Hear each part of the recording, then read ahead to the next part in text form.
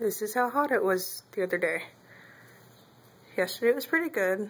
The day before that, it was 105 degrees outside. Makes it pretty hot in here. That's how hot it was.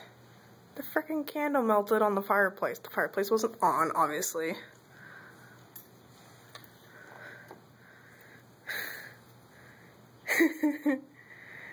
Oh god.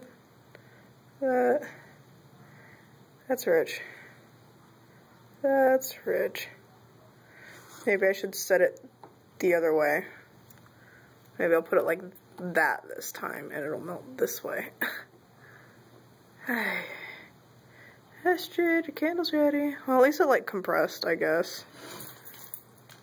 Because it's from these wax beads, and so they're just lightly pressed together, just enough to hold them in shape.